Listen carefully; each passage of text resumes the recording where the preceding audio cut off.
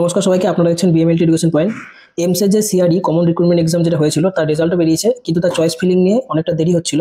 তো সেই choice ফিলিংয়ের notice aims আজ দিয়েছে। তো সেই নোটিশ দেখে চয়েস ফিলিং আমরা কী করে করব সেটা আমি এই ভিডিওতে বলে দিচ্ছি। প্রথমেই আমরা গুগলে এমস সার্চ করে নেব।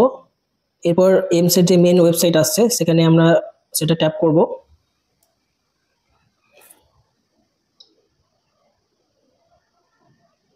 ট্যাপ করার পর আমরা এখানে দেখবো যে notice number 153/2025 schedule of seat allocation where there is no skill test will be conducted, মানে যাদের জন্য স্কিল টেস্ট কিছু নেই তাদের যে সিট অ্যালোকেশনের শিডিউল ছিল সেটা দিয়েছে ফর কমন রিক্রুটমেন্ট এক্সাম। তো এই নোটিশটা কি দিয়েছে,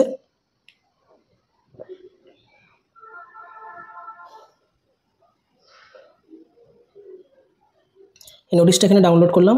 এখানে নোটিশে দেখো লেখা আছে যে exercising of choices institute and post, মানে এই যে চয়েস ফিলিং তার ডেট হচ্ছে 5 তারিখ থেকে 5 মে থেকে 15 মে অবধি বিকাল 5টা অবধি। বিকাল 5টার পরে কিন্তু আর হবে না, বিকাল 5টা অবধি। এবং এরপরে যে সিট অ্যালোকেশনের ডেট সেগুলো পরে দেওয়া হবে সেটা বলেছে, অ্যানাউন্সমেন্ট অফ সিট অ্যালোকেশন। তো এখানে এই যে সিট অ্যালোকেশনের এটা কীভাবে করতে হয় সেটা আমি এরপর দেখাচ্ছি।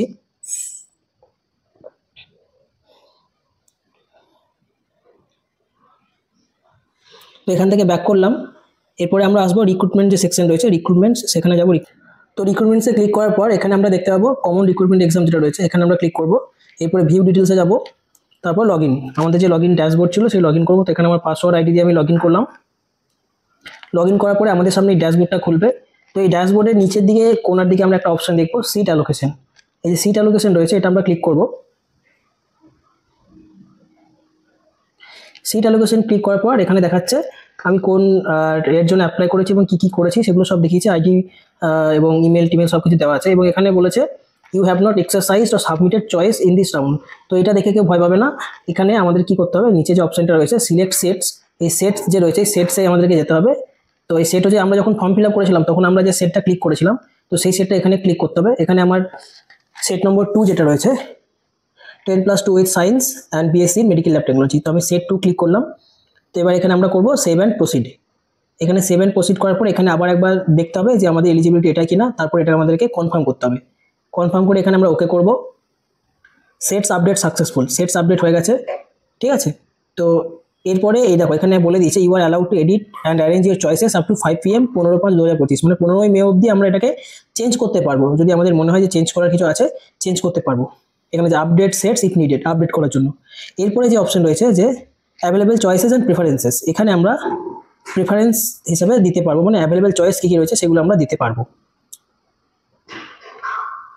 এবার আমাদের আসছে order of choice filling. Order of choice filling আমরা যখন করবো তখন আমরা দেখে নেবো কোন জায়গাটায় সব থেকে বেশি ভ্যাকেন্সি রয়েছে, সেই হিসাবে আমরা পরপর ফার্স্ট চয়েস, সেকেন্ড চয়েস এবং থার্ড চয়েস ফিলিং করবো।